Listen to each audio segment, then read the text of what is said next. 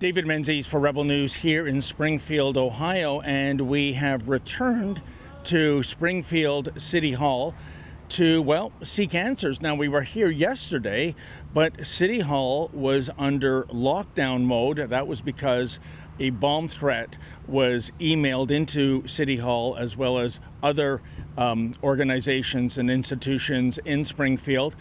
And there was a considerable police presence. There are a couple of cruisers here today, not as many as there were yesterday. But the reason why we are here is to get answers. Little Springfield, Ohio is very much in the news these days because there are issues and all kinds of allegations and rumors swirling around the considerable Haitian migrant population. The town's population is just over 50,000, but it is estimated there are between 12 to 20,000 Haitian migrants. It does not compute in certain regards. How do you bring that many people of a different culture who speak a different language into a city that is not even 60,000 in population? Now, maybe if the 20,000 number is correct, that number of migrants would go unnoticed in a city like New York or Chicago, but in tiny Springfield, Ohio, what's the deal? And of course, there are all kinds of allegations of wildlife and pets being captured either for eating or for ritualistic sacrifice. In Springfield, they're eating the dogs, the people that came in. They're eating the cats. They're eating the pets of the people that live there. There are rumors about the people here from Haiti littering, being very bad drivers. We know there was a tragic fatality involving a schoolboy several months ago. There are just so many questions we have, and it's been a fool's errand trying to get anyone with the city to come on camera. And this issue is coming up at every city council meeting. Here, let's just throw to a clip of a resident voicing their concerns. These Haitians are running into trash cans. They're running into buildings. They're running into... they flipping cars in the middle of the street. And I don't know how, like, y'all can be comfortable with this. Like, I don't know, like, who's getting paid from it. I honestly feel like someone's getting paid from it in the background. You got a bunch of people on a bus getting dropped off at a gas station to come down here. I know a single mom that FaceTimed me this morning at the welfare office that really need something. And it's nothing but immigrants over there. And I don't even want to seem like I'm coming down on the immigrants, because it's the people that's bringing them down here, because wherever they're at, that's what they're used to, bro. They're in the park grabbing up ducks by their neck and cutting their head off and walking off with them and eating them. So there you have it. It is a very hot button issue. Maybe for the city, it's a third rail issue. They don't want to get into sticky situations like race and what have you. But we're going to seek some answers. It doesn't look like they're under lockdown today. Let's go over to City Hall and try to get somebody with the city on camera to explain just what is going on here.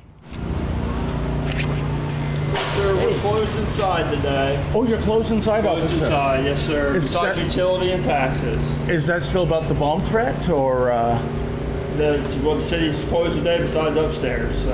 Okay, then. You'd have to call them. There's numbers listed there. Okay, then. For more information. Well, folks, as you just saw with my interaction with the police officer here at City Hall, absolutely nobody is available to come on camera and make a comment. And it's kind of funny, isn't it? My cameraman Lincoln Jay and I, we were down here yesterday. City Hall was locked down, big police presence, because there was a bomb threat emailed in. So nobody was here that day. And I got to be honest, today it seems to be locked down due to accountability reasons. I mean, this story of the Haitian migrants coming into this city is getting international headlines, and for the politicians, for the bureaucrats to simply sit this one out, I think that is a gross dereliction of duty. Now, the officer did point to 3 offices that I could call: the city clerk, the city manager's office, and the city service center. Of course, I'm going to call those numbers, but I've got 2 predictions. What do you want to bet, folks, that each call will go right to voicemail? And secondly, what do you want to bet those phone calls will not be returned? I think the lack of transparency for a democratically elected city government is outrageous, given all the publicity that's going on. We're just here to find out what's true and what's false. And for the politicians here to bend the knee and not say anything, I think that is egregious and outrageous. Good morning, City Manager's Office. May I help you? Yes, good morning. My name is David Menzies. I'm a journalist from Toronto, and I'm just outside Springfield City Hall. A police officer said that to get somebody on the record for comment about the Haitian migrant situation, I should call the one of 3 offices. So I was just wondering if someone is available for an interview. You would need to speak with our strategic communications manager, Karen Graves. Okay. I can give you her email. All right then. Does she have a phone number by any chance? Her email is or her phone is backed up. So email would be the best communication. Okay then. Well, in one respect, it's the Christmas miracle in September, isn't it? It didn't go right to voicemail. I was given the name of Karen Graves, Strategic Engagement Manager. That's a new title for me. But the name Karen Graves does ring a bell, folks, because I spoke yesterday to a journalist from New York, and he told me that that was the person who was passed along to him, but he and other journalists on the scene had yet to hear any responses. So I don't know, it sounds like duck and cover. It sounds like your call is very important to us. We'll put you on hold forever. But I will send out an email. I'm not confident that it's going to be returned. And again, I think this is a dereliction of duty. The city of Springfield should have somebody front and center to talk about all these allegations, and they're mounting up, aren't they? I mean, yesterday it was a number of businesses shut down due to a bomb threat, and there's virtually no official comment. Shameful. Well, folks, I can tell you our quest for comments has brought us to the Springfield Police Department. I just went in and spoke to the civilian receptionist on duty, gave her my card. As I suspected, there was nobody available to speak to me, but she'd pass on my contact information. I mean, if the allegations are true, it certainly is a law enforcement matter, whether it's going after animals or causing serious traffic accidents.